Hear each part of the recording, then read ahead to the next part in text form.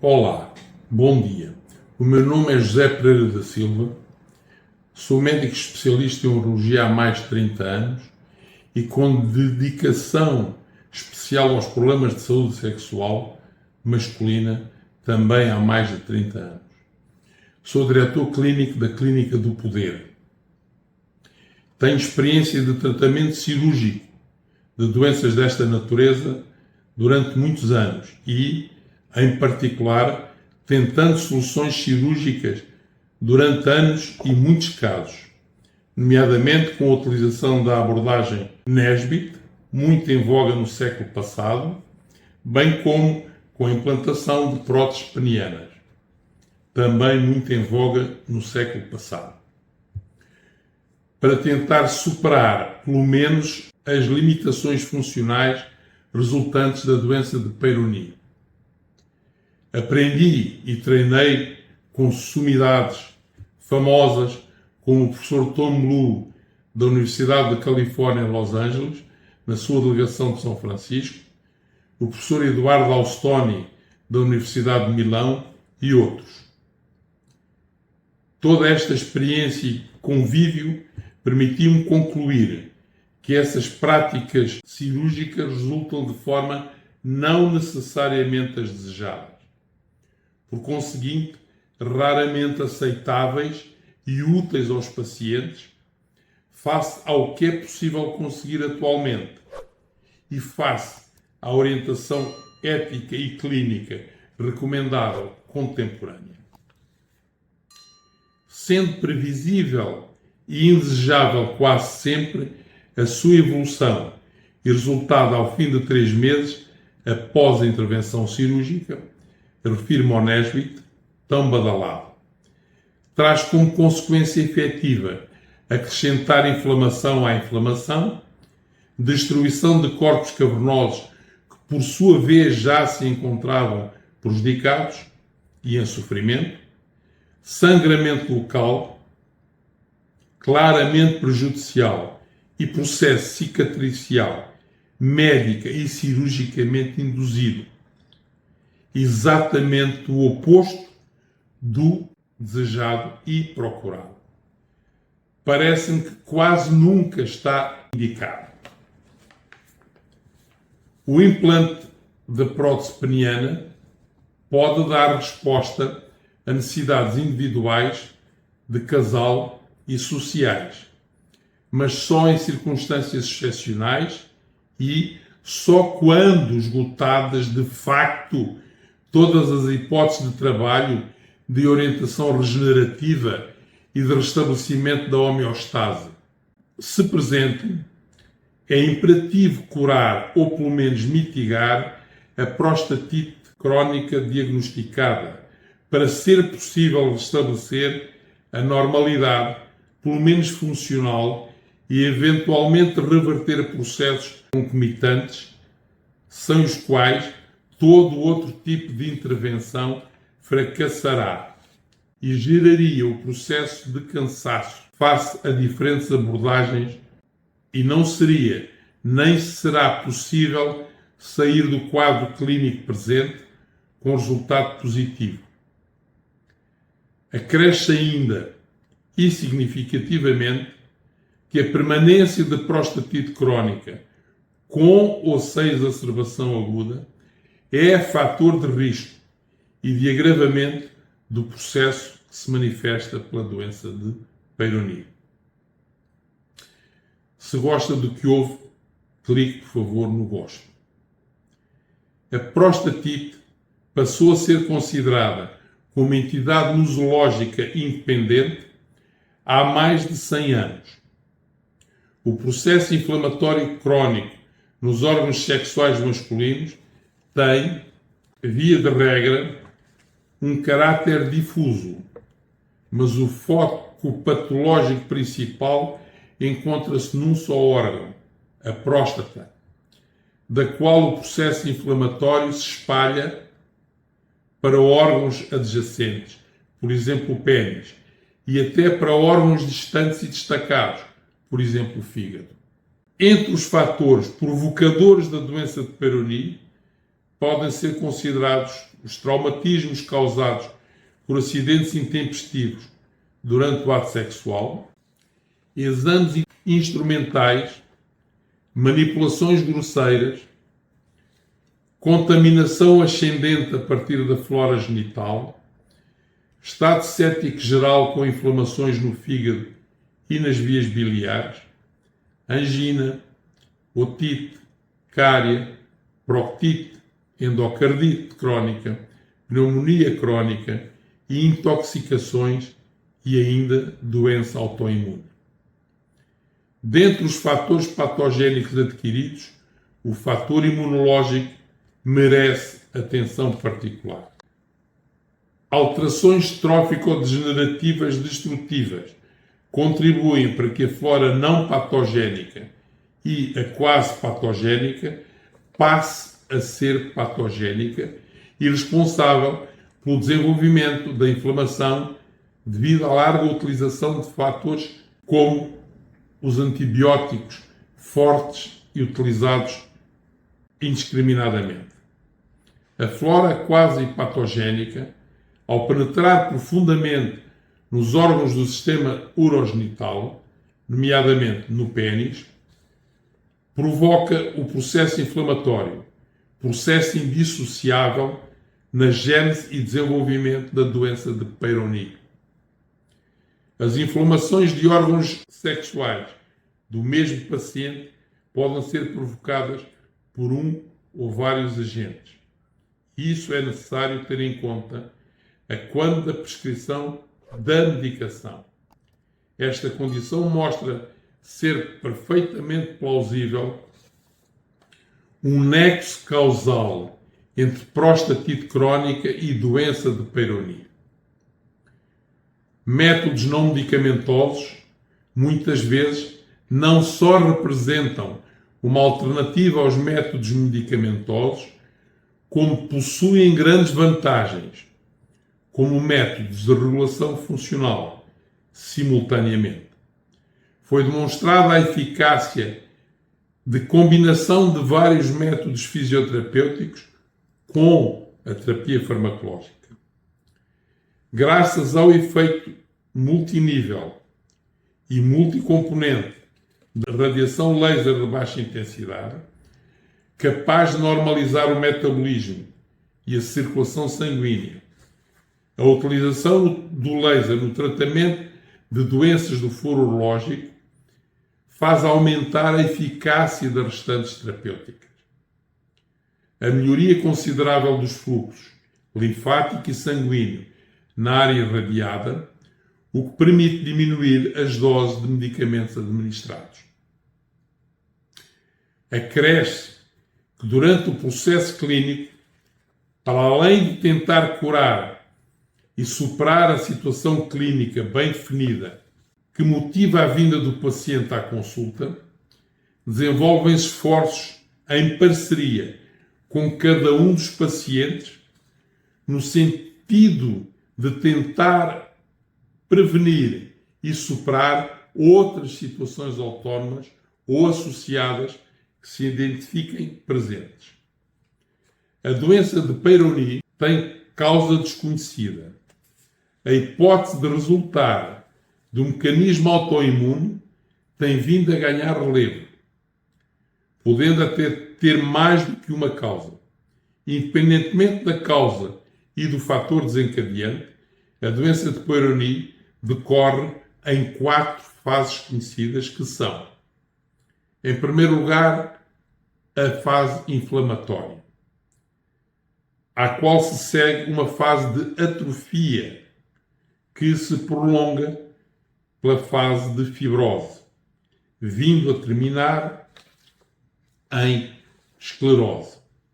Este processo pode ocorrer em um local só ou em mais do que um local. Pode ocorrer por tempo indeterminado, que se convencionou ser de 1 ano. Pode ocorrer num surto só, bem como em vários surtos. Resumindo, num ou em vários locais do pênis, num ou em vários surtos, em simultâneo ou em diferido.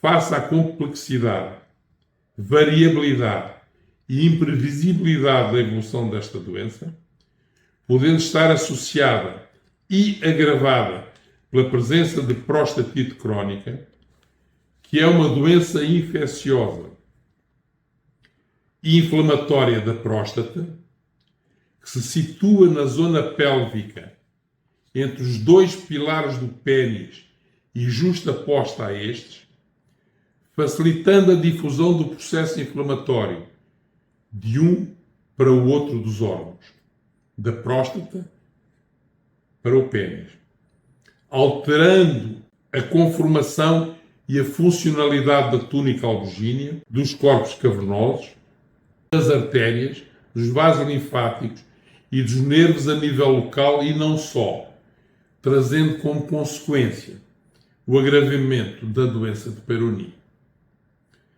A abordagem recomendada contempla vários aspectos que deverão ser levados a cabo o mais possível de forma convergente, estrita e simultânea, que se possam enunciar. Evitar fatores de risco e de agravamento, bem como conter os efeitos benéficos do tratamento, excluindo-os da vida até os problemas estarem resolvidos. Todos aqueles que dependam da vontade do paciente, nomeadamente, não ingerir álcool em qualquer circunstância e em qualquer quantidade. Não consumir tabaco em qualquer quantidade. Não ingerir alimentos picantes. Não ingerir café. Ter relações sexuais sempre protegido com preservativo.